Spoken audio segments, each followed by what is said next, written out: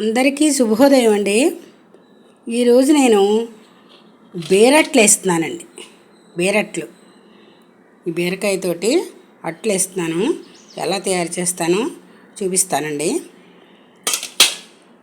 చిన్న బుల్లి గ్లాసు బియ్యం తీసుకున్నానండి. ఇదిగో తీసుకుని ఇవి రేషన్ బియ్యం అండి.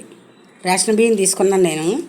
అంటే ఈ రేషన్ బియ్యం వల్ల ఈ అట్లు మృదువుగా వస్తాయండి. చక్కగా స్మూత్గా ఉంటుంది పిండి, మృదువుగా వస్తాయి అట్లు. అందుకని రేషన్ బియ్యం ఒక చిన్న గ్లాసు బియ్యం ఇదిగోండి, ఈ చిన్న గ్లాసు బియ్యం రేషన్ బియ్యం తీసుకుని శుభ్రంగా కడుక్కొని దాంట్లోనూ ఒక్క గుప్పుడు పెసరపప్పు వేసుకున్నానండి. ఇదిగోండి పెసరపప్పు, ఒక గుప్పుడు పెసరపప్పు, ఆ బుల్లి గ్లాసు బియ్యం రాత్రే శుభ్రంగా కడిగేసుకునండి.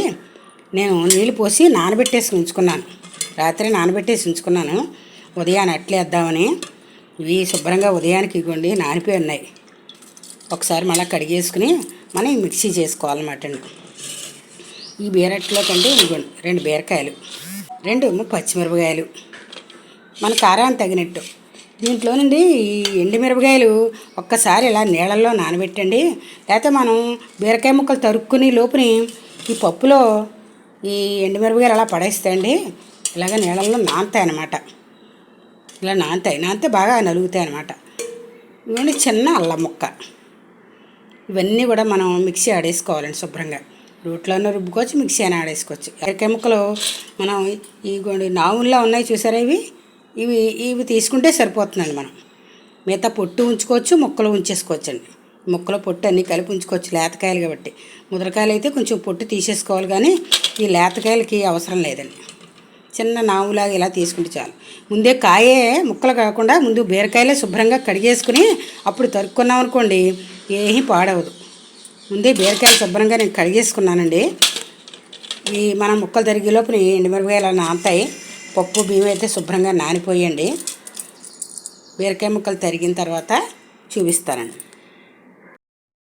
పెసరపప్పునండి బియ్యమును మిక్సీలో వేసేసుకున్నాను. ఈ నానబెట్టి ఉంచుకున్న ఎండుమిరపకాయ ముక్కలు కూడా వేసేసుకుందాం. వేసి మిక్సీ ఆడేసుకుందాం.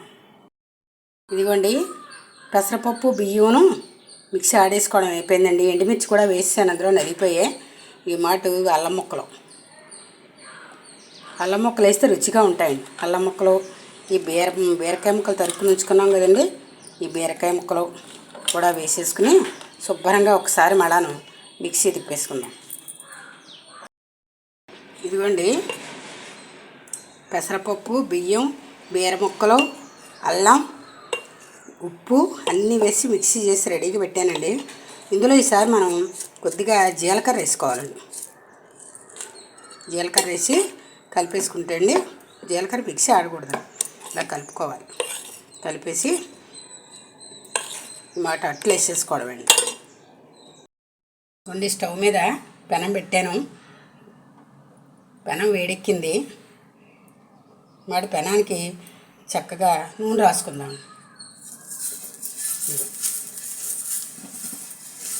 ఇది వంకాయ ముచ్చికండి. వంకాయ ముచ్చి కోసి దీంతో రాస్తే అండి ఇలాగా మనకి ఆయిల్ తక్కువ పడుతుంది. పెనం అంతా కూడా దీన్ని ఇలాగ నూనె స్ప్రెడ్ చేయొచ్చు.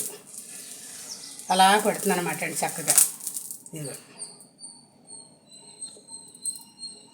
మాట పిండి వేసేసుకుందాం. జీలకర్ర, ఉప్పు అన్నీ కలిపేసామండి. అల్లం, ఎండుమిరపకాయలను మిక్సీ ఆడేసాం. ఒక పచ్చిమిరపకాయలు కూడా వేసాము 2. ఇదిగోండి ఇదండి మామూలు మనం బియ్యం పిండి, మినపప్పు నానబెట్టుకుని దోశ వేసుకుంటాం కదండి, మరీ అంత పలచగా వేసుకోకూడదు. ఇది కొంచెం దడసరిగా వేసుకుంటేనే రుచి వస్తుంది. ఇదిగో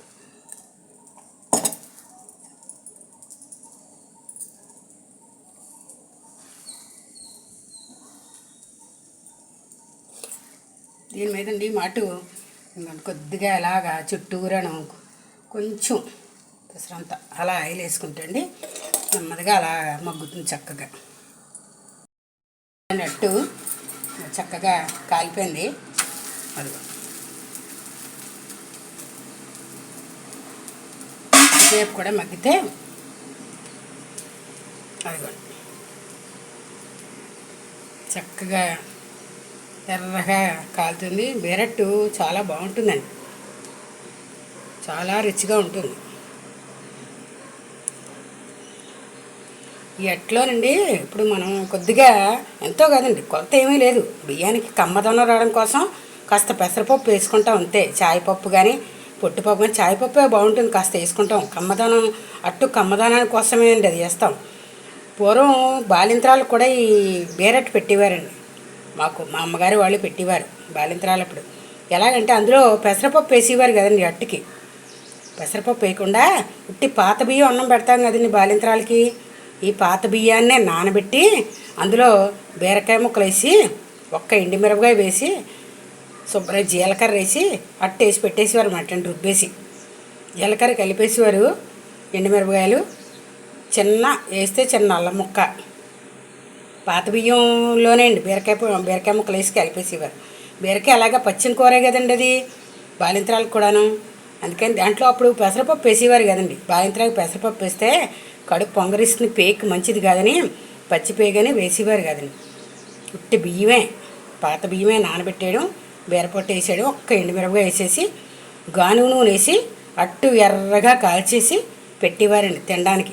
అన్నంలో నంచుకునే వాళ్ళం ఉట్నే. మరి సాయంత్రం మధ్యాహ్నం తినాలనిపించినప్పుడు ఇది పెట్టేవారు. మరి అన్నీ పచ్చిం కదండి బాలింత్రాలకు, అన్నీ పెట్టరు కదా. అందుకని పెసరపప్పు వేయకపోయినా కూడా అట్టు వచ్చేస్తుందండి ఇది. అంటే మనకి పచ్చాలు ఇప్పుడు ఏం లేవు కాబట్టి మనకి కమ్మగా ఉంటుందని కొద్దిగా ఇదివ్వండి. సరేడా పడ కూడా చక్కగా కాలిపోయింది. అంతే అండి, అలాగా ఎర్రగా కాలితేనండి రుచిగా ఉంటుంది ఇది. ఈ కొలతలకండి నాకు 6 అట్లు అయ్యాయి. నేను వేసుకున్న పద్ధతిలో అయితే నాకు 6 అట్లు అయ్యాయి. 2-3కి ఈజీగా సరిపోతాయి.